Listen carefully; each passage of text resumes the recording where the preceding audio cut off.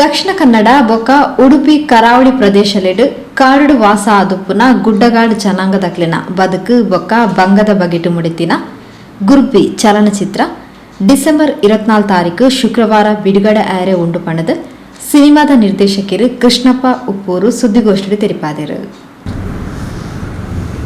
ಗುರ್ಬಿ ಚಲನಚಿತ್ರ ನಿರ್ಮಾಣ ಆಗಿ ಸುಮಾರು 5-6 ವರ್ಷ ಕಳೆಯಿತು. ಆದರೆ ಸಕಾಲದಲ್ಲಿ ಅದು ರಿಲೀಸ್ ಆಗೋದಕ್ಕೆ ವಿಶೇಷವಾದಂಥ ಕಾರಣಗಳೇನಿಲ್ಲ. ಈಗ ಇತ್ತೀಚೆಗೆ 2-3 ವರ್ಷದಿಂದ ಕೊರೋನಾದಿಂದಾಗಿ ಮಾರ್ಕೆಟೇ ಇಲ್ಲದರಿಂದ ಅದಕ್ಕೆ ಹಿಂದೇಟಾಯಿತು. ಅಂತೂ ಇವಾಗ ಇದೇ ತಿಂಗಳ 24ನೇ ತಾರೀಕಿನಂದು ಚಿತ್ರವನ್ನು ಜಗತ್ತಿನಾದ್ಯಂತ ಬಿಡುಗಡೆಗೊಳಿಸುವಂಥ ಒಂದು ಸಿದ್ಧತೆಯಲ್ಲಿ ನಾವು ತೊಡಗಿದ್ದೇವೆ. ನಮ್ಮ ಇತರವಂಥ ಡಿಸ್ಟ್ರಿಬ್ಯೂಟರ್ ಅವರು ಈಗಷ್ಟೇ ಬರಲಿಕ್ಕಿದ್ದಾರೆ. ಒಂದು ವೇ ಅವರು ಬೆಂಗಳೂರಿನಿಂದ ಬಂದಿದ್ದಾರೆ. ಅವರು ನನಗೆ ಮುಖ್ಯವಾಗಿ ಒಂದು ಪ್ರೋತ್ಸಾಹದಾಯಕವಾದಂಥ ಒಂದು ವಾತಾವರಣವನ್ನು ನಿರ್ಮಿಸಿ ಕೊಟ್ಟಿದ್ದಾರೆ. ಅವರ ಚಂದನ್ ಕುಮಾರ್ ಅಂಥೇಳಿ ಅವರ ಅನುಪಸ್ಥಿತಿಯಲ್ಲಿ ಇವಾಗಲೇ ಒಂದು 2-3 ನಿಮಿಷದಲ್ಲಿ ಬರ್ತಾರೆ. ಅವರಿಗೂ ನನ್ನ ವಂದನೆಗಳನ್ನು ತಿಳಿಸ್ತೇನೆ. ಗುರ್ಬಿ ಅದೊಂದು 16 ವಯಸ್ಸಿನ ಒಂದು ಗುಡ್ಡಗಾಡು ಜನಾಂಗದ ಹುಡುಗಿ. ಅವಳ ಹೆಸರು ಗುರ್ಬಿ ಅಂತ ಹೇಳಿ. ಅದಕ್ಕಿಂತ ಯೋಗ್ಯವಾದಂಥ ಹೆಸರು ನನಗೆ ಆ ಸಮಯದಲ್ಲಿ ಹೊಳಿಲಿಲ್ಲ. ಇದು ಗುರ್ಬಿಯ ಕತೆ ಮತ್ತು ವ್ಯಥೆ, ನೋವಿನ ಕತೆ, ಕರುಳು ಹಿಂಡುವಂಥ ಕತೆ ಗುರ್ಬಿಯ ಸುತ್ತ ಹೆಣೆಯಲ್ಪಟ್ಟಿದೆ. ನಮ್ಮ ಸಮಾಜದಲ್ಲಿ ಅನೇಕ ಪಿಡುಗುಗಳು ಇವಾಗಲೂ ಕೂಡ ಇತ್ತು, ಹಿಂದೆನೂ ಇತ್ತು. ಉಳ್ಳವರು, ಜಮೀನ್ದಾರರು, ಮಧ್ಯಮ ವರ್ಗದವರು, ಮತ್ತೆ ಕೆಳವರ್ಗದವರು, ಮತ್ತೆ ಆ ಕೆಳವರ್ಗದವರಿಗಿಂತಲೂ ಕೆಳವರ್ಗದವರು, ಹೀಗೆ ಬೇರೆ ಬೇರೆ ಸ್ತರಗಳಲ್ಲಿ ಜನಗಳ ಆಚಾರ ವಿಚಾರಗಳೆಲ್ಲ ಇವೆ. ಮೇಲ್ವರ್ಗದವರು ಅಥವಾ ಶ್ರೀಮಂತರು, ಪಾಳೆಗಾರರು ಅಥವಾ ಜಮೀನ್ದಾರರು, ಈ ಎಲ್ಲ ವರ್ಗದವರನ್ನು ವಿಶೇಷವಾಗಿ ತೀರಾ ಕೆಳವರ್ಗದಂಥ ಈ ಗುಡ್ಡಗಾಡು ಜನಾಂಗದ ಜನಗಳನ್ನು ಅವರು ಶೋಷಿಸ್ತಾ ಬಂದಿದ್ದಾರೆ. ಇದು ಅನೇಕ ಶತಮಾನಗಳಿಂದ ನಡೀತಾ ಇದೆ. ಬಹುಶಃ ಇವಾಗಲೂ ನಮ್ಮ ಕಣ್ಣೆದುರಿಗೆ ನಡೀತಾ ಇದೆ. ನಾನು ಈ ಚಿತ್ರದ ಎಲ್ಲಿ ಯಾವ ಲೊಕೇಶನ್ನಲ್ಲಿ ಮಾಡಬಹುದು ಅಂತ ಹೇಳುವಂಥ ಅನ್ವೇಷಣೆಗಾಗಿ ಹೋದವಾಗ ಇವಾಗಲೂ ಕೂಡ ಕಾಡಿನಂಚಿನಲ್ಲಿ ಬಹಳ ಹೀನಾಯವಾದಂಥ ಬದುಕಿನ ರೀತಿಯಲ್ಲಿ ಅವರು ಇವಾಗಲೂ ಅಲ್ಲಲ್ಲಿದ್ದಾರೆ. ಬಡಪಾಯಿ ಕಾಡು ಜನಾಂಗದಕ್ಲೇಡ ಮಿತ್ತ ಜಾತಿದಾಗ್ಲೋ ಎಂಚ ಶೋಷಣೆ ಮಾಡ್ತದು ಆಕ್ಲಿನ ಬದುಕಡು ಗೊಬ್ಬೊಂದಿತ್ತೇರು ಪನ್ಪಿನೇನು ಗುರ್ಬಿ ಸಿನಿಮಾಡು ತೂಪಾದ. ಉಡುಪಿ ಬೊಕ್ಕ ಚಿಕ್ಕಮಗಳೂರದ ಪೊರ್ಲುದ ಪರಿಸರಡು ಈ ಸಿನಿಮಾನು ಚಿತ್ರೀಕರಣ ಮಾಡ್ತದ. ಡಿಸೆಂಬರ್ 24 ಬಿಡುಗಡೆಯಾಪ್ನ ಈ ಸಿನಿಮಾಗ್ ತುಳುನಾಡದ ಕಲಾಭಿಮಾನಿಲು ಮಲ್ಲ ಮಟ್ಟದ ಪ್ರೋತ್ಸಾಹ ಕೊರಡು ಪಂಡದು ಕೃಷ್ಣಪ್ಪ ಉಪ್ಪೂರು ತೆರಿಪಾಯರು. ಗುರ್ಬಿ 2 ಸ್ತರಗಳಲ್ಲಿ, 2 ಕೋನಗಳಲ್ಲಿ ಅಥವಾ 2 ಶಿಖರದಲ್ಲಿ ಇದನ್ನು ನಾನು ನಿರೂಪಿಸಿದ್ದೇನೆ. ಒಂದು ಪವಿತ್ರವಾದಂಥ ಪ್ರೇಮ, ಇನ್ನೊಂದು ನೀಚ ಕಾಮ. ಈ 2 ವಿಚಾರಗಳ ಮಧ್ಯೆ ಆ ಕಥೆಯನ್ನು ನಾನು ವರ್ಣಿಸ್ತಾ ಹೋಗಿದ್ದೇನೆ. ಇಲ್ಲಿ ಅವರ ದಬ್ಬಾಳಿಕೆ ಶೋಷಣೆಗಳನ್ನು ಅವರು ಸಹಿಸ್ತಾ ಬಂದಿದ್ದಾರೆ, ಈಗಲೂ ಸಹಿಸ್ತಾ ಇದ್ದಾರೆ. ಆದರೆ ಪ್ರತಿಭಟನೆ ಮಾಡುವವರು ಬಹಳ ಕಡಿಮೆ. ಇಲ್ಲಿ ಗುರ್ಬಿ ಅವಳು ಬಹಳ ಚಿಕ್ಕ ವಯಸ್ಸಿನವಳು. ಅವಳು ಅವರ ಶೋಷಣೆಯ ವಿರುದ್ಧ ಧ್ವನಿ ಎತ್ತುತ್ತಾಳೆ ಮತ್ತು ಸಟೆದಿರುತ್ತಾಳೆ. ತೀರಾ ಕೆಳವರ್ಗಿನ ಜನಗಳ ಈ ರೀತಿಯ ಒಂದು ಸಟೆದು ನಿಲ್ಲುವಿಕೆ ಅಥವಾ ವಿರೋಧ ವ್ಯಕ್ತಪಡಿಸುವಿಕೆ ಅಷ್ಟು ಸುಲಭದಲ್ಲಿ ಅದು ಕಾರ್ಯಕ್ರಮಕ್ಕೆ ಅಥವಾ ಬರುವುದಿಲ್ಲ. ಹಾಗಾಗಿ ಅವಳಿಗೆ ತುಂಬ ತೊಂದರೆ ಆಗ್ತದೆ. ಪ್ರಾರಂಭದಲ್ಲಿ ಆ ಜಮೀನ್ದಾರನ ತಂದೆ ತೀರಿ ಹೋಗ್ತಾರೆ, ಮುದಿ ವಯಸ್ಸಿನವರು. ಅಲ್ಲಿ ಆವಾಗ ಹಗಲು ರಾತ್ರಿ 13-14 ದಿವಸ ಡೋಲು ಬಡಿಲಿಕ್ಕೆ ಇವರಿಗೆ ಗುಡ್ಬಿಯ ತಂದೆಗೆ ತಬರಾ ಅಂತ ಹೇಳಿ ಅವರಿಗೆ ಕರೆ ಹೋಗ್ತದೆ ಮನೆಗೆ ಬರಬೇಕಂತೆ ದೋಲ್ ಬಡಿಲಿಕ್ಕೆ ಅಂತೇಳಿ. ಆವಾಗ ಈ ಹುಡುಗಿ ಅದನ್ನು ಒಪ್ಪುವುದಿಲ್ಲ. ತಂದೆಗೆ ಅವಳು ಅದನ್ನು ಅಲ್ಲಿ ಹೋಗಿ ದೋಲ್ ಬಡಿಲಿಕ್ಕೆ 13 ದಿವಸ ಗೊಬ್ಬರಗುಂಡಿಯಲ್ಲಿ ನಿಂತುಕೊಂಡು ದೋಲ್ ಬಡಿಯುವುದು ಬೇಡ, ನೀವು ನಮಗೆ ಚಿಕ್ಕಮಗಳೂರಿನಲ್ಲಿ ಸಕಲೇಶ್ವರ ಎಸ್ಟೇಟ್ನಲ್ಲೆಲ್ಲ ನಿಮಗೆ ಸಾಲ ಮಾಡಿದ್ದೀರಿ, ನೀವು ಅದನ್ನು ಸಾಲ ತೀರಿಸಬೇಕು, ನನ್ನ ಪ್ರಸ್ತಕ್ಕೂ ಕೂಡ ನೀವು ಸಾಲ ಮಾಡಿದ್ದೀರಿ, ಹಾಗಾಗಿ ಆ ಸಾಲವನ್ನು ತೀರಿಸಲಿಕ್ಕೆ ನಾವು ಅಲ್ಲಿ ಹೋಗುವ, ದುಡಿಲಿಕ್ಕೆ ಹೋಗುವ, ಇಲ್ಲಿ ಗೊಬ್ಬರಗುಂಡಿಯಲ್ಲಿ ನಿಂತುಕೊಂಡು ದೋಲ್ ಬಡಿಯುವ ಅವಶ್ಯಕತೆ ಇಲ್ಲ ಅಂತ ಹೇಳಿ ಅಪ್ಪನಿಗೆ ಇಷ್ಟ ಇಲ್ಲ. ಯಾಕಂತ ಹೇಳಿದ್ರೆ ಅವರಪ್ಪ ಇದನ್ನೆಲ್ಲ ಅವರು ನೋಡ್ತಾ ಬಂದ್ದಾರೆ. ಆ ಪಾತ್ರವನ್ನು ಜೀವನ್ ರಾಮ್ ಸುಳ್ಯ ಮಾಡಿದ್ದಾರೆ, ಮನೋಜ್ಞವಾಗಿ ಮಾಡಿದ್ದಾರೆ. ಯಾವುದೇ ಒಂದು ರಾಷ್ಟ್ರ ಪ್ರಶಸ್ತಿ ನಟನೆಗೂ ಕಡಿಮೆ ಇಲ್ಲದಷ್ಟು ಚೆನ್ನಾಗಿ ಅವರ ಬದುಕಿನ ಎಲ್ಲ ಕಲಾತ್ಮಕತೆಯನ್ನು ಅದಕ್ಕೆ ಸುರಿದಿದ್ದಾರೆ ಅವರು. ಕೊನೆಗೆ ನಿರುಪಾಯವಾಗಿ ಅವರು ಸಕಲೇಶ್ವರಕ್ಕೆ ಕಾಫಿ ಎಸ್ಟೇಟ್ಗೆ ಹೋಗ್ತಾರೆ. ಇದು ಆ ಜಮೀನ್ದಾರನಿಗೆ ರುಚಿಗೆಳ್ತದೆ.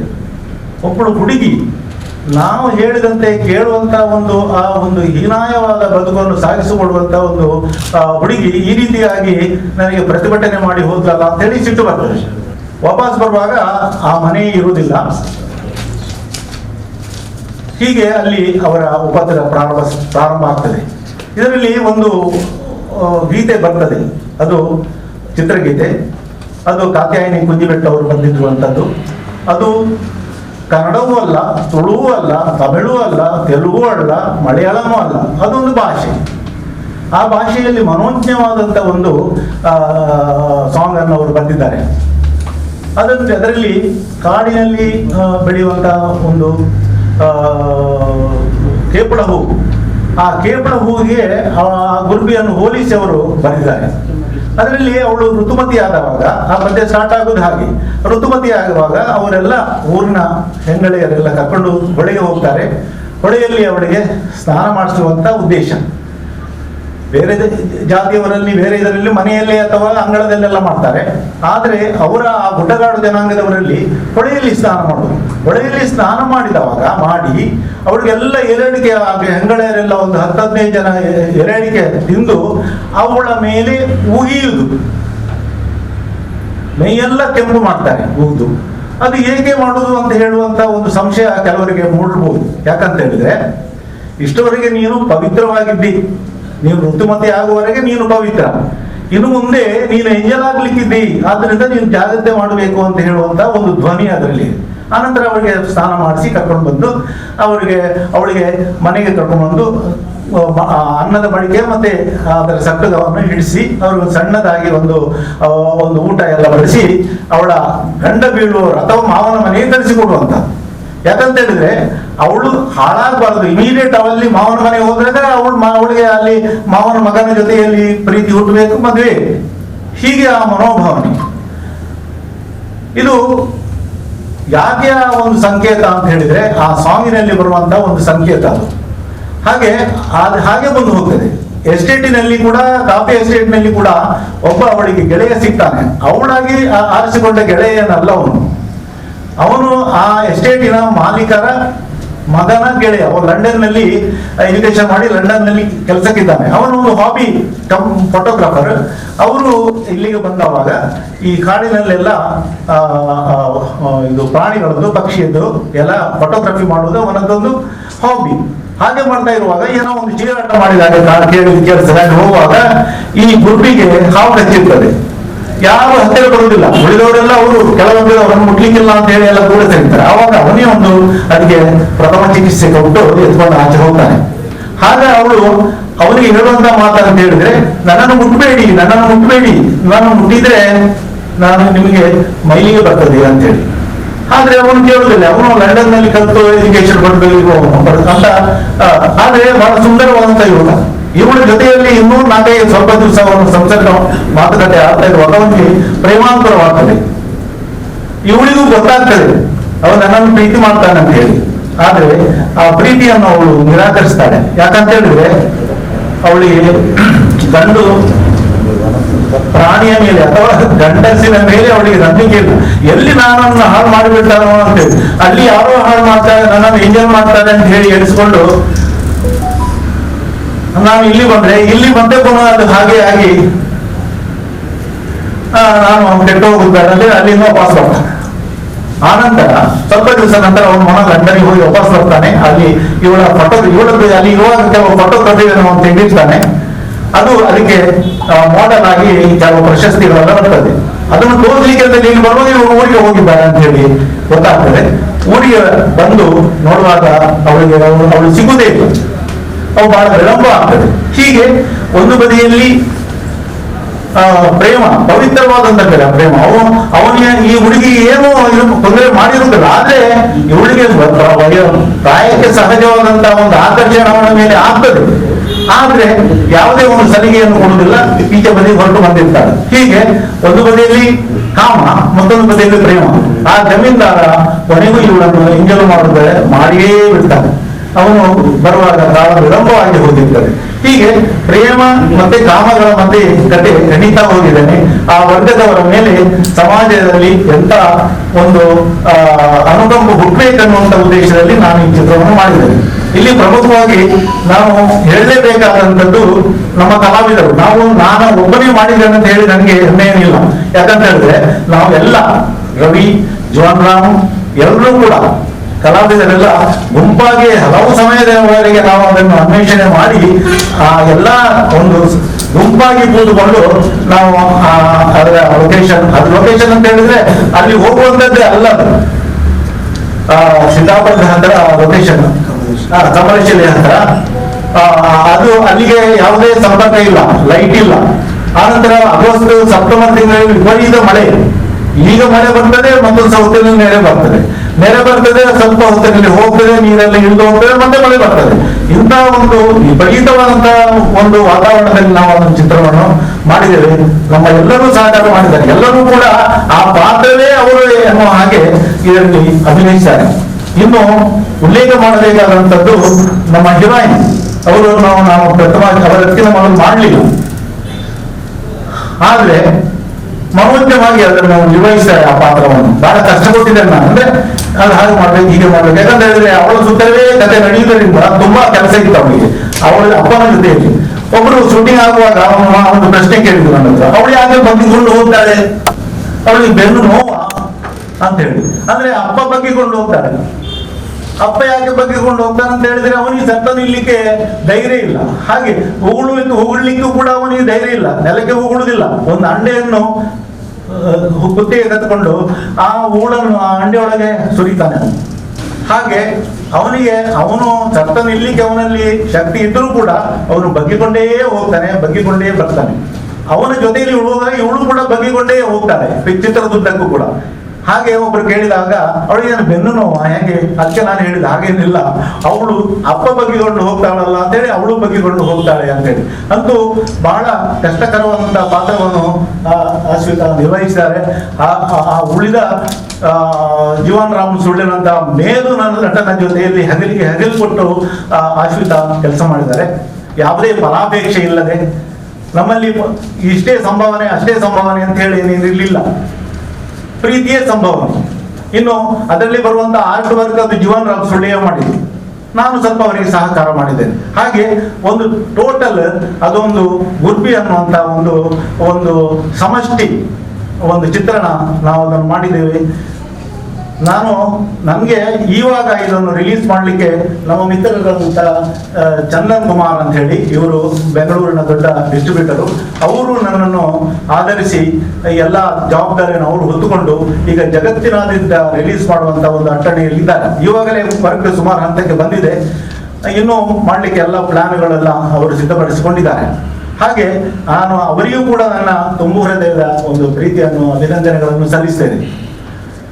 ಈಗ ನಾನು ನಮ್ಮ ಪತ್ರಕರ್ತರಲ್ಲಿ ಮತ್ತೆ ಮಾಧ್ಯಮ ಮಿತ್ರರಲ್ಲಿ ಕಳಕಳಿಯಿಂದ ವಿನಂತಿಸುವುದೇನಂತ ಹೇಳಿದ್ರೆ, ನಾವು ಬಹಳ ಕಷ್ಟಪಟ್ಟು ಚಿತ್ರವನ್ನು ಮಾಡಿದ್ದೇವೆ.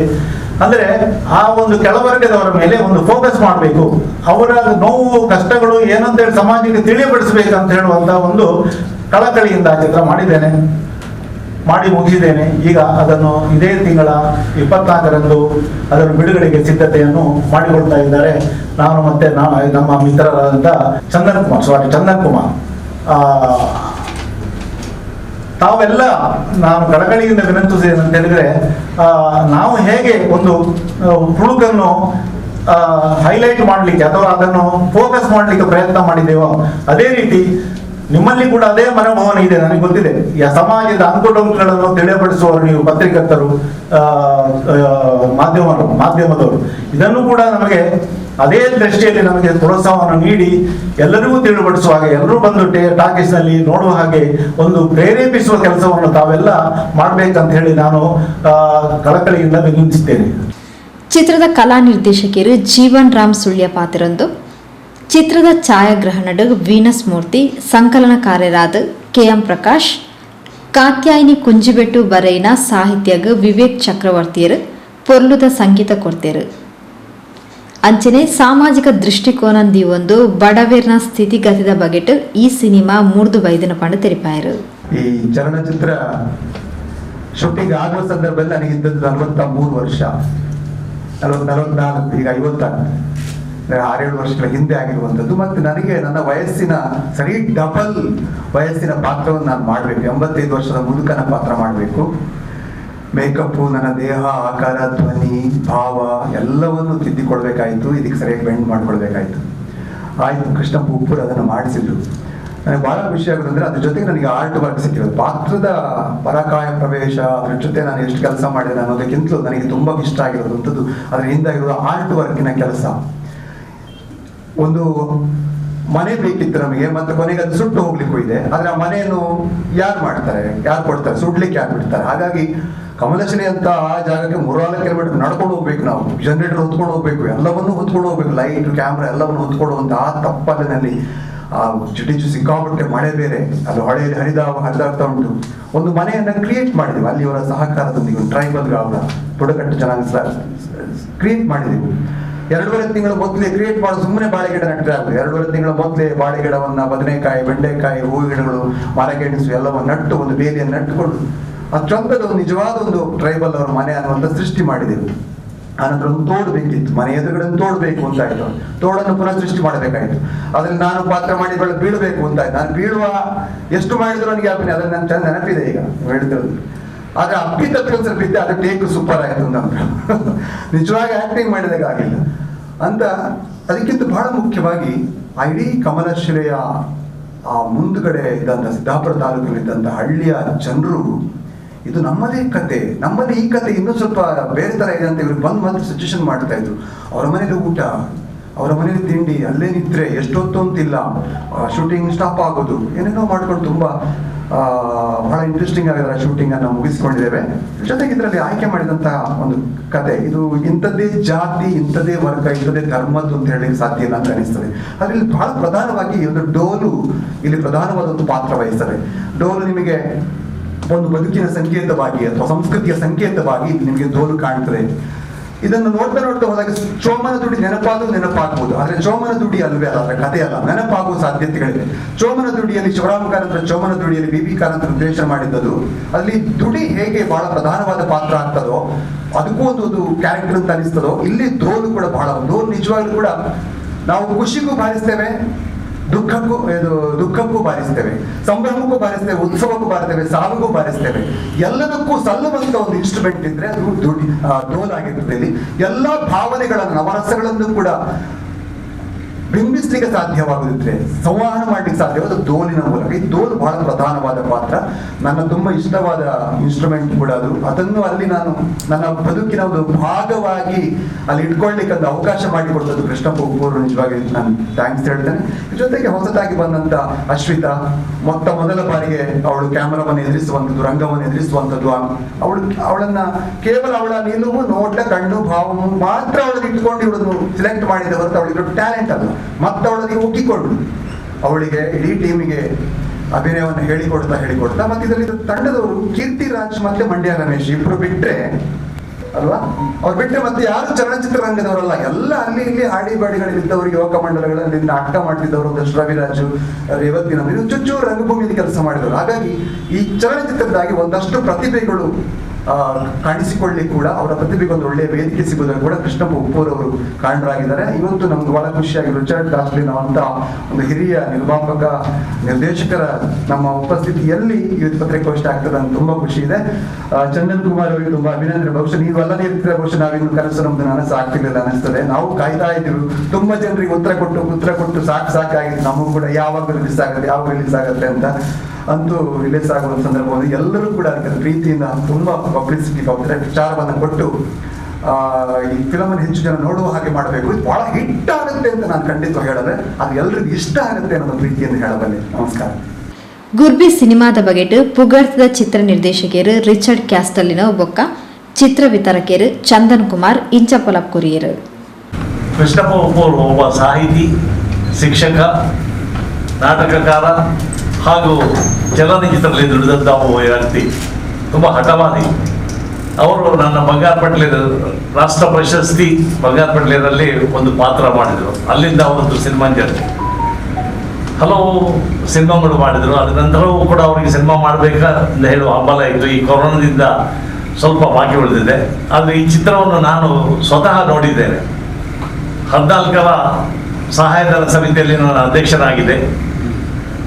ಈ ಸಮಿತಿಯಲ್ಲಿ ನಾನು ಮಾತ್ರ ಅಲ್ಲ, ನನ್ನ ಎಲ್ಲ ಸಮಿತಿಯವರು ಈ ಸಿನಿಮಾದ ಬಗ್ಗೆ ನಾವು 1 ಗಂಟೆ ತರ್ಕ ಮಾಡಿದ್ದೇವೆ. ಇದಕ್ಕೆ ಯಾಕೆ ಪ್ರಶಸ್ತಿ ಬಂದಿಲ್ಲ?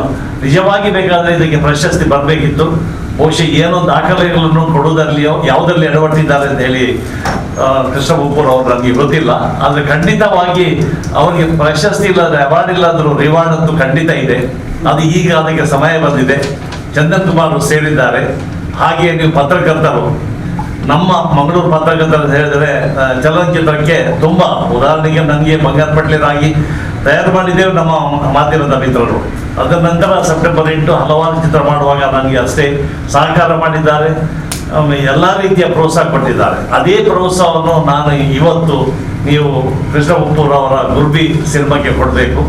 ಖಂಡಿತವಾಗಿ ಈ ಸಿನಿಮಾ ಮಾರ್ಕೆಟ್ ಮಾಡಿದರೆ, ಪ್ರಚಾರ ಮಾಡಿದರೆ, ಜನರಿಗೆ 2 ವಾರ ತಲುಪಿಸಿದರೆ ಈ ಚಿತ್ರ ಖಂಡಿತವಾಗಿ ಓಡುತ್ತೆ. ಆದರೆ ಹಲವಾರು ಶೋಗಳು ಮಾಡದೆ ದಿವಸಕ್ಕೆ 1-2 ಶೋಗಳು ಮಾತ್ರ ಇಟ್ಟು ಜನರ ಅವಕಾಶದಲ್ಲಿ ಸಿನಿಮಾದಕ್ಕೆ ನೋಡಲಿಕ್ಕೆ ಜನ ಬರ್ತಾರೆ. ಮತ್ತು ಸಿನಿಮಾಕ್ಕೆ ಈಗ 2 ವರ್ಷದಿಂದ ಸ್ವಲ್ಪ ಕೊರೋನಾದಿಂದ ಪ್ರಾಬ್ಲಮ್ ಆದರೂ ಸಿನಿಮಾಕ್ಕೆ ತುಂಬ ಉತ್ತಮವಾದ ಬೆಳವಣಿಗೆ ಮತ್ತು ಲೈಫ್ ಇದೆ. ಇದನ್ನು ಸದುಪಯೋಗ ಮಾಡಿ ಮಾರ್ಕೆಟಿಂಗ್ ಮಾಡೋದು ಮುಖ್ಯವಾಗಿ. ಸಿನಿಮಾ ಮಾಡೋದು ದೊಡ್ಡದಲ್ಲ, ಸಿನಿಮಾ ಜನರಿಗೆ ತಲುಪಬೇಕು. ಸಿನಿಮಾ ತಲುಪಿದರೆ ಜನ ಮೌತ್ ಪಬ್ಲಿಸಿಟಿಯಾಗಿ ಒಬ್ಬ ಜನ ಬರಲಿಕ್ಕೆ ಶುರು ಮಾಡ್ತಾರೆ. ಅದೇ ಪ್ರಚಾರವನ್ನು ದಯವಿಟ್ಟು ನಾನು ನಿಮ್ಮಲ್ಲಿ ಕಳಕಳಿಯ ವಿನಂತಿ ಮಾಡ್ತೇನೆ, ಕೊಡಬೇಕು, ಸಹಕರಿಸಬೇಕು. ಹಾಗೆ ಜನಗಳು ಕೂಡ ಈ ಸಿನಿಮಾವನ್ನು ನೋಡಿ ಪ್ರೋತ್ಸಾಹ ಕೊಡಬೇಕಂತೇಳಿ. ಒಳ್ಳೆ ಉತ್ತಮ ಚಿತ್ರ. ಕಲಾವಿದರ ಬಗ್ಗೆ ಕೃಷ್ಣ ಉಪ್ಪೂರ್ ಅವರು, ರವಿರಾಜ್ ಇವರು ಜೀವನದ ಎಲ್ಲ ಕಥೆಯ ಬಗ್ಗೆ ನಿಮಗೆ ತಿಳಿಸಿದರು. ಅದ್ರ ಕಥೆಯ ಬಗ್ಗೆ ಮತ್ತು ಮೇಕಿಂಗ್ ಬಗ್ಗೆ ಏನೂ ಮಾತಾಡಲಿಕ್ಕಿಲ್ಲ. ಫೋಟೋಗ್ರಫಿ ಆಗಲಿ, ಅಭಿನಯ ಆಗಲಿ, ಸಂಗೀತವಾಗಲಿ, ಲೊಕೇಶನ್ ಆಗಲಿ ಎಲ್ಲವೂ ಚಂದವಾಗಿ ಮೂಡಿ ಬಂದಿದೆ. ಉತ್ತಮ ಚಿತ್ರ. ದಯವಿಟ್ಟು ನಾವೆಲ್ಲರೂ ಸಹಕರಿಸಿ ಮತ್ತು ಕಲಾವಿದರು ಎಲ್ಲರೂ ಸಿನಿಮಾ ನೋಡಿಕೊಂಡು ಅದು ಕನ್ನಡ ಹಾಗೂ ತುಳು ಸಿನಿಮಾಕ್ಕೆ ಪ್ರೋತ್ಸಾಹಿಸಿ ಅಂತ ಹೇಳಿ ನಾನು ಕಳಕಳಿಯ ವಿನಂತಿಸ್ತೇನೆ. ನಿಮಗೆ ಸಿನಿಮಾ ಅಂತಂದರೆ ಎಲ್ರಿಗೂ ಒಂದು ಜೋಶ್ ಇರುತ್ತೆ, ಕ್ರೇಜ್ ಇರುತ್ತೆ. ಇತ್ತೀಚೆಗೆ ಬರ್ತಾ ಇರೋ ಸಿನಿಮಾಗಳು ಯಾವುದೇ ಭಾಷೆ ಸಿನಿಮಾ ಇರುತ್ತೆ, ಕನ್ನಡ ಅಂತಲೇ ಅಲ್ಲ, ಯಾವುದೇ ಭಾಷೆ ಸಿನಿಮಾಗಳಲ್ಲಾದರೂ ವಿಚಾರಕ್ಕಿಂತ ಹೆಚ್ಚಾಗಿ ಕಮರ್ಷಿಯಲ್ ಆಸ್ಪೆಕ್ಟ್ಸ್ ಜಾಸ್ತಿ ಇರುತ್ತೆ. ನಾನು ಒಬ್ಬ ವಿತರಕನಾಗಿ ಹಾಗೂ ಒಬ್ಬ ಪ್ರೇಕ್ಷಕನಾಗಿ ಇಲ್ಲಿ ಮಾತಾಡೋಕ್ಕೆ 2 ಮಾತಾಡಿ ಇಷ್ಟಪಡ್ತೀನಿ. ಏನಂದರೆ ಕೃಷ್ಣಪ್ಪ ಅವರು ನಮಗೆ ಏನು ಹಳೆ ಪರಿಚಯ ಅಲ್ಲ. ಯಾವುದೋ ಒಂದು ರೆಫರೆನ್ಸ್ ತೊಗೊಂಡು ನನಗೊಂದು ಕಾಲ್ ಮಾಡಿದ್ರು. ಸರ್, ಈ ಥರ ನಂದೊಂದು ಮೂವಿ ಇದೆ, ನಿಮ್ಮ ಹತ್ರ ಮಾತಾಡಬೇಕು ಅಂತ. ಫೋನ್ ಕಾಲ್ ಅಷ್ಟೇ. ಸರ್ ಹೇಳಿ ಸರ್ ಅಂತ ಅಂದೆ. ಫಸ್ಟ್ ಕಾಲು 1 ಅವರ್ ಮಾತಾಡಿದ್ವಿ ಫೋನಲ್ಲಿ. ಅಲ್ಲೇ ಫಿಕ್ಸ್ ಆಯಿತು, ಅಲ್ಲೇ ಕಮಿಟ್ ಆಯಿತು, ಅಲ್ಲಿ ಲೆಕ್ಕಾಚಾರ ಆಯಿತು ಫೋನಲ್ಲೇ. ನಾನು ಸಿನಿಮಾ ಮಾಡಿಕೊಡ್ತೀನಿ ಸರ್ ಅಂತ ಅಂದೆ. ಯಾಕಂದೆ ಅಂದರೆ ಮೊದಲನೇದಾಗಿ ಅವರು ಒಬ್ಬರು ವೃತ್ತಿಪರ ಶಿಕ್ಷಕರು ಹಾಗೂ ಎಷ್ಟೋ ಸೇವೆಗಳನ್ನ ಮಾಡಿದ್ದಾರೆ, ರಾಜ್ಯ ಪ್ರಶಸ್ತಿ ಪುರಸ್ಕೃತರು. ಸೊ ಇಂಥವ್ರು ಸಿನಿಮಾ ಮಾಡಿದ್ರೆ ಇನ್ನೆಂಥವ್ರು ಸಿನಿಮಾ ಮಾಡಬೇಕು ಅಂತ ನನಗೆ ಅನ್ನಿಸ್ತು ವೈಯಕ್ತಿಕವಾಗಿ. ನಾವು ತುಂಬಾ ದೊಡ್ಡ ದೊಡ್ಡ ಸಿನಿಮಾಗಳನ್ನ ಮಾಡಿದ್ವಿ. ದೊಡ್ಡ ಸಿನಿಮಾ ಅಥವಾ ಚಿಕ್ಕ ಸಿನಿಮಾ ಅನ್ನೋದಕ್ಕೆ ಒಂದು ಕ್ಲಾರಿಟಿ ಕೊಟ್ಬಿಡ್ತೀವಿ ಮೊದಲನೇದಾಗಿ. ನಮ್ಮ ಜನಗಳಲ್ಲಿ ಏನಿದೆ ಅಂದ್ರೆ ಸೂಪರ್ ಸ್ಟಾರ್ ಆಗಿ ಮಾಡಿದ್ರೆ ಅಥವಾ 200 ಕೋಟಿ ಹಾಕಿದ್ರೆ ಅದು ದೊಡ್ಡ ಸಿನಿಮಾ, 10 ಲಕ್ಷ 20 ಲಕ್ಷ 50 ಲಕ್ಷ ಮಾಡೋದು ಚಿಕ್ಕ ಸಿನಿಮಾ ಅನ್ನೋ ಮನೋಭಾವನೆ. ಇದು ತಪ್ಪು. ಯಾಕೆ ಹೇಳ್ತೀನಿ ಅಂತಂದ್ರೆ ಯಾವುದೇ ಸಿನಿಮಾ ಗೆದ್ರೆ ದೊಡ್ಡ ಸಿನಿಮಾ ಆಗುತ್ತೆ, ಸೋತ್ರೆ ಚಿಕ್ಕ ಸಿನಿಮಾ ಆಗುತ್ತೆ. ಅದರಲ್ಲಿರೋ ವಿಷಯ ದೊಡ್ಡದಾಗುತ್ತೆ ಅಷ್ಟೇ, ಬೇರೆ ಇನ್ಯಾವುದೇ ರೀತಿಯಾದಂತಹ ವಿಷಯಗಳು ಅಲ್ಲಿ ಲೆಕ್ಕಕ್ಕೆ ಬರೋದಿಲ್ಲ. ಗೆಲುವು ಅಂತಂದ್ರೆ 2 ರೀತಿ ಗೆಲುವು. ಒಂದು ಕಮರ್ಷಿಯಲ್ ಆಗಿ ಪ್ರೊಡ್ಯೂಸರ್ ಜೋಬ್ ತುಂಬುವಂಥದ್ದು, ಇನ್ನೊಂದು ಜನಗಳ ಮನಸ್ಸು ಮುಟ್ಟುವಂಥದ್ದು. ಇಲ್ಲಿ ಈ ಸಿನಿಮಾ ನನಗನ್ಸಿದ ಪ್ರಕಾರ, ಇನ್ನೂ ಸಿನಿಮಾ ನೋಡಿಲ್ಲ, ಬಟ್ ಅವ್ರ ಮೇಲಿರೋ ಒಂದು ನಂಬಿಕೆ ಮತ್ತು ಅವರಲ್ಲಿರುವಂಥ ಒಂದು ವಿಚಾರಗಳನ್ನ ಯೋಚನೆ ಮಾಡಿದಾಗ ಸಿನಿಮಾ ತಲುಪುತ್ತೆ ಅಂತ ನನಗನ್ನಿಸ್ತು. ಆಮೇಲೆ ಒಂದು ಮಾತು ಹೇಳಕ್ಕೆ ಇಷ್ಟಪಡ್ತೀನಿ, ಈ ಭಾಗದ ನಿರ್ಮಾಪಕರಿಗಾಗಲಿ ನಿರ್ದೇಶಕರಿಗಾಗಲಿ ಬೌಂಡ್ರಿ ಹಾಕೊಂಡು ಸಿನಿಮಾ ಮಾಡಬೇಡಿ. ಯಾಕಂತಂದ್ರೆ ಬರೀ ಕೋಸ್ಟಲ್ ಪ್ರದೇಶಕ್ಕೆ ಅಂತಾನೆ ಸಿನಿಮಾಗಳು ಮಾಡ್ತಾ ಇದ್ದಾರೆ. 40 ವರ್ಷದ ಹಿಂದೆ ತುಳು ಚಿತ್ರರಂಗ ಏನು ಸ್ಟಾರ್ಟ್ ಆಯಿತು, 2 ವರ್ಷ 3 ವರ್ಷಕ್ಕೊಂದು ಸಿನಿಮಾ ಬರ್ತಾ ಇತ್ತು. ಇವತ್ತು ವರ್ಷಕ್ಕೆ 50ರಿಂದ 60 ಸಿನಿಮಾಗಳು ಬರ್ತಾ ಇದ್ದಾವೆ. ಸಂತೋಷ, ಒಳ್ಳೆ ಬೆಳವಣಿಗೆ. ಬರ್ತಾ ಇದೆ, ಹೋಗ್ತಾ ಇದೆ, ಗೊತ್ತಾಗ್ತಾ ಇಲ್ಲ. ಆ ಥರ ಸಿನಿಮಾ ಅಲ್ಲ ಮಾಡೋದು. ಮಾಡಿದ್ಮೇಲೆ ಆ ಸಿನಿಮಾ ತಲುಪಬೇಕು. ನಮ್ಮ ಕರ್ನಾಟಕದಲ್ಲಿ ಎಲ್ಲ ಭಾಷೆಗಳ ಸಿನಿಮಾನು ಇಲ್ಲಿ ಬಂದು ರಿಲೀಸ್ ಆಗುತ್ತೆ. ಇಲ್ಲಿ ಸಿನಿಮಾಗಳು ಅದು ಕನ್ನಡ ಇರಲಿ, ಈ ಸ್ಲ್ಯಾಂಗ್ ಲ್ಯಾಂಗ್ವೇಜ್ ಇರಲಿ ಅಥವಾ ತುಳು ಇರಲಿ, ಇಲ್ಲಿ ಬೇರೆ ಬೇರೆ ಥರನೇ ಇದೆ. ಕನ್ನಡ ಕುಂದಾಪುರ ಕನ್ನಡ ಅಂತಿದೆ, ಇಲ್ಲಿ ಬಂದರೆ ತುಳು ಇದೆ. ಸೊ ಒಳ್ಳೆ ವಿಚಾರ ಇಟ್ಕೊಂಡು ಸಿನಿಮಾ ಮಾಡಿದಾಗ ಅದನ್ನ ಫಸ್ಟ್ ಕರ್ನಾಟಕದಲ್ಲಿ ಎಲ್ಲ ಕಡೆ ರಿಲೀಸ್ ಮಾಡುವಂಥ ಒಂದಷ್ಟು ಕೆಲಸಗಳಾಗಬೇಕು. ಸಿನಿಮಾನೇ, ಯಾರಿಗೇ ಆಗಲಿ ಭಾಷಾಭಿಮಾನ ಇದ್ದೇ ಇರುತ್ತೆ. ಮಾಡಿರೋ ಕೆಲಸನ ತಲುಪಿಸುವಂಥ ಒಂದು ಕೆಲಸ ಆಗಬೇಕು.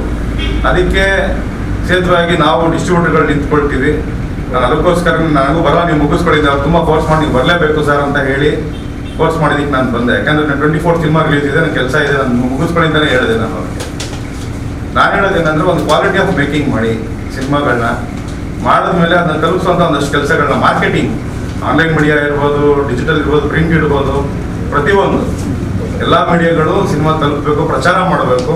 ಇವತ್ತು ಸಿನಿಮಾ ಮಾಡೋದು ಒಂದು ಚಾಲೆಂಜ್ ಆದರೆ ಅದನ್ನು ರಿಲೀಸ್ ಮಾಡೋದು ಇನ್ನೂ ದೊಡ್ಡ ಚಾಲೆಂಜ್. ಥಿಯೇಟರ್ ಸಮಸ್ಯೆಗಳಿರುತ್ತೆ, ಬೇರೆ ಬೇರೆ ಆದ ಕಾರಣಗಳಿರುತ್ತೆ, ವಾರಕ್ಕೆ 10 ಸಿನಿಮಾಗಳು ಬರುತ್ತೆ, ಅದ್ರ ಮಧ್ಯೆ ಫೇಸ್ ಮಾಡಿ ರಿಲೀಸ್ ಮಾಡಬೇಕು. ಅದಕ್ಕೆ ಸರಿಯಾದ ಒಬ್ಬ ಡಿಸ್ಟ್ರಿಬ್ಯೂಟರ್ನ, ನಾನಂತನೆಲ್ಲ ಯಾರೇ ಆಗಲಿ, ಕನೆಕ್ಟ್ ಮಾಡಿಕೊಂಡು ಮಾತಾಡಿ ಪ್ರೀ ಪ್ಲ್ಯಾನ್ ಆಗಿ ಮಾಡಬೇಕು. 17th ಅಂತ ಫಸ್ಟ್ ನಾವು ಅನೌನ್ಸ್ ಮಾಡಿದ್ದು, ಸ್ವಲ್ಪ ಬೇರೆ ಆದ ಕಾರಣಗಳಿಂದ 24th ಫಿಕ್ಸ್ ಮಾಡಿದ್ದೀವಿ. 24th ಅದು ದೇಶದಾದ್ಯಂತ ಸಿನಿಮಾ ರಿಲೀಸ್ ಆಗ್ತಾ ಇದೆ. ಸಿನಿಮಾ ಇಲ್ಲಿ ಹೇಗೆ ಹೋಗುತ್ತೆ ನೋಡಿಕೊಂಡು 2nd ವೀಕ್ 3rd ವೀಕಲ್ಲಿ ನಾವು ಔಟ್ ಆಫ್ ಕಂಟ್ರಿಗಳು ರಿಲೀಸ್ ಮಾಡ್ತಾ ಇದ್ದೀವಿ ಸಿನಿಮಾನ.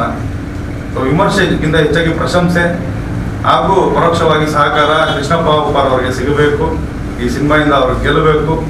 ಹಾಗೆ ಈ ಸಿನಿಮಾ ಸ್ಟಾರ್ಟ್ ಮಾಡಿದಾಗ ಒಂದು ಸಂಘಟನೆ, ಅವರು ವಿಶ್ವ ಕನ್ನಡ ಸಾಮ್ರಾಜ್ಯ ಅನ್ನೋ ಸಂಘಟನೆ, ಅವರು ನಾವು ಸಪೋರ್ಟ್ ಮಾಡ್ತೀವಿ ಆ ಭಾಗದಲ್ಲಿ, ಯಾಕಂದರೆ ಸಿನಿಮಾಗಳು ಮಾಡ್ತಿದ್ದಾರೆ, ಇದರ ಶಿಕ್ಷಕರಾದ್ರಿಂದ ಅವ್ರಿಗೆ ನಾವು ಸಪೋರ್ಟ್ ಮಾಡ್ತೀವಿ ಅಂತ ಹೇಳಿ ಅವರು ಬಂದು ಬೇರೆ ಬೇರೆ ಸಪೋರ್ಟ್ ಮಾಡ್ತಾರೆ ಸಿನಿಮಾಗೆ. ಸೊ ತಮ್ಮೆಲ್ಲರ ಸಹಕಾರ ಸಿನಿಮಾಗಿರಲಿ, ಕೃಷ್ಣಪ್ಪ ಉಪ್ಪಾರ್ ಅವ್ರಿಗಿರಲಿ, ಅವ್ರು ಒಳ್ಳೇದಾಗಲಿ, ಸಿನಿಮಾಗಳು ಇನ್ನೂ ಹೆಚ್ಚು ಮಾಡುವಂತಾಗಲಿ. ನಮಸ್ಕಾರ. ಸಿನಿಮಾದ ನಿರ್ಮಾಪಕರು ಮೀರಾ ಕೆ ಉಪ್ಪೂರು, ಸಹ ನಿರ್ದೇಶಕಿಯರು ರವಿರಾಜ್ HP, ಅಶ್ವಿತಾ, ರೇವತಿ ನಾಡಿಗೇರ್ ಸುದ್ದಿಗೋಷ್ಠಿಗೆ ಎತ್ತೇರು.